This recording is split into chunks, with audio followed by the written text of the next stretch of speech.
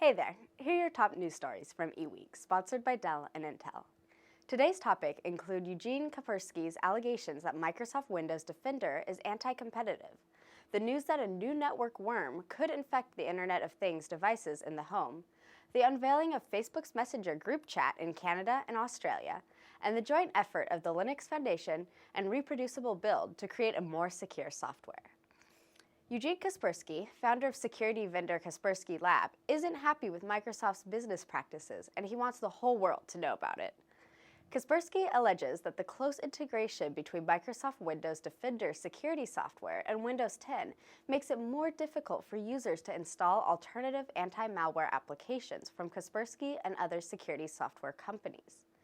These claims are not falling on deaf ears, as the Federal Anti-Monopoly Service and Kaspersky's native Russian Federation is now investigating the situation for any potential wrongdoing. A team of academic researchers demonstrated how even the simplest Internet of Things devices could be used to spread malicious code when they exploited a vulnerability in a popular smart light bulb to infect other devices. In a draft research paper, researchers from the Weizmann Institute of Science in Israel and Dalhousie University in Canada outlined their method of wresting control of Philips Hue smart lights from a home automation network and then remotely updating the devices with malicious code.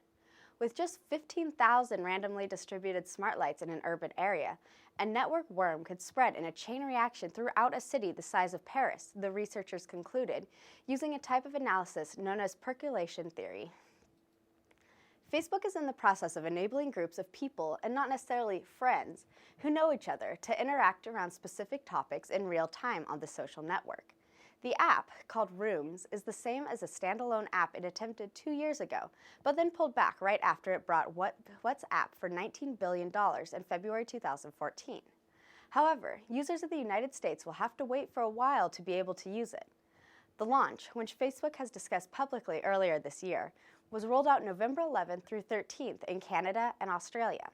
It is apparently a test to see if Facebook's Messenger chat platform is able to both scale and enable more public conversations focused on specific topics.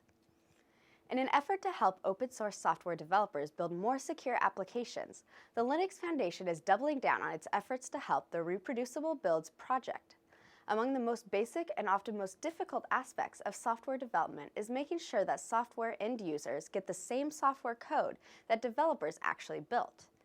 Reproducible builds are a set of software development practices that create a verifiable path from human-readable source code to the binary code used by computers, the Reproducible Builds project explains. Without the promise of a verified reproducible build, security can potentially be compromised, as the binary code might not be the same as the original developer intended.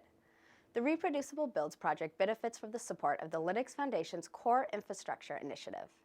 Thanks for watching.